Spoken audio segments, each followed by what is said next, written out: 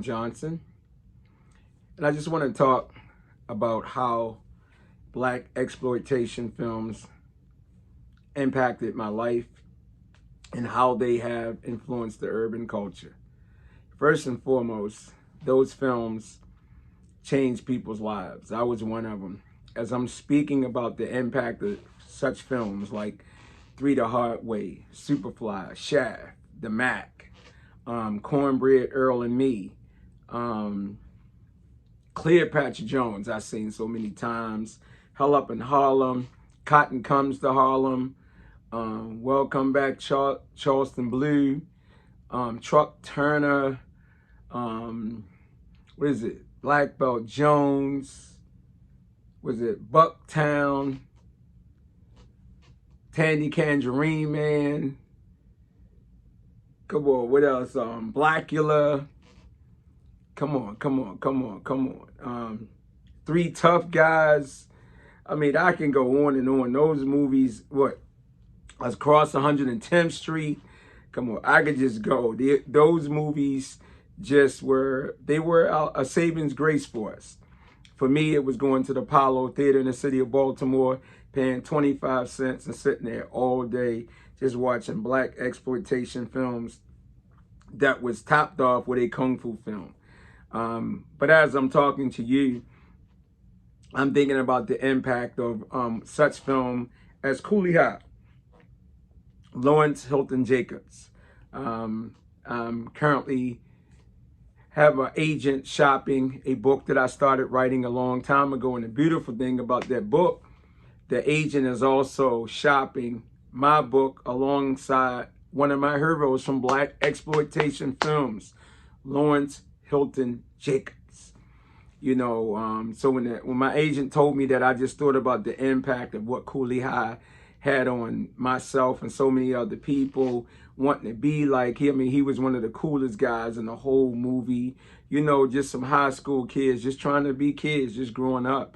So black exploitation films, they really made a major impact on giving people hope, giving people a chance to see people just like them being heroes. As my friend Fred the Hammer Williamson, once again, a great friend of mine, got a lot of interviews with him.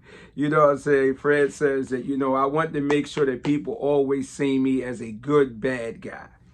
That's what those heroes, that's what they were, man. A good, bad guy. They were, hardcore images in those films that dealt with struggles, adversity, things that tried to suppress them. So they had to take a stand. They came across as being, because they weren't like a detective or a policeman or anything like that. They were just regular men or regular women.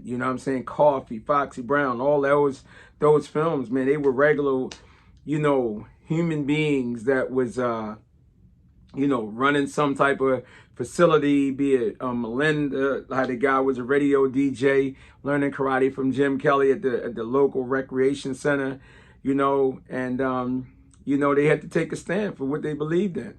And they took a stand, and they were considered bad people, but they were good, bad guys. That's what Fred Williams would say, good, bad guys. So I like that term. Maybe one day I'll make a movie based upon that concept, but Fred Williamson gave that to me. And that's the beautiful thing, man. Those films, they still give me chills.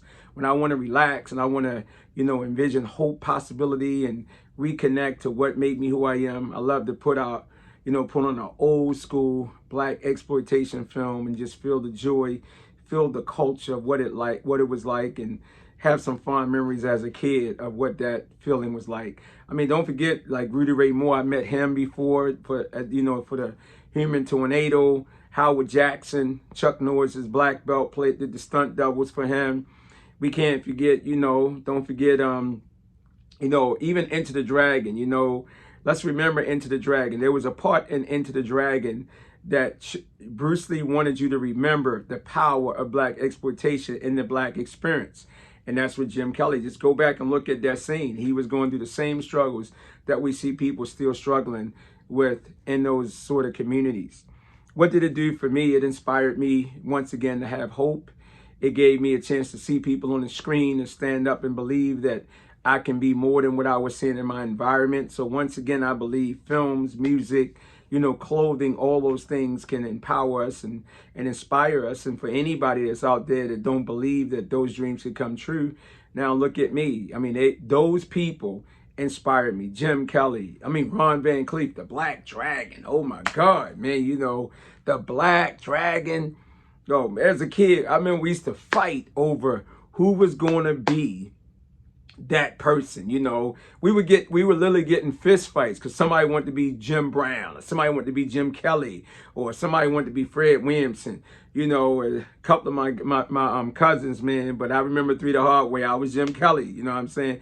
But I still love Fred Williamson because with that cigar, man, he was so cool. Jim Brown too. You know what I'm saying, man? So.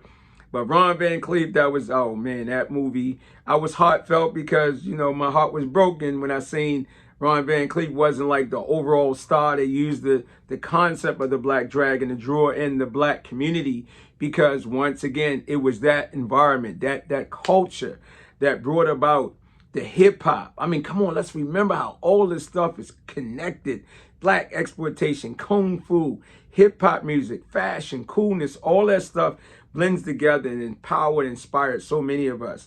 And once again, that was the language. That was the voice of the people. We were trying to get out messages. We was trying to feed the subliminal, you know, minds of other people so people can find the strength, the hope, and opportunity to stand up. And now look at it, man. Today I get a chance to, once again, a kid growing up in the inner city of Baltimore, Lafayette Projects, going to the movie theater.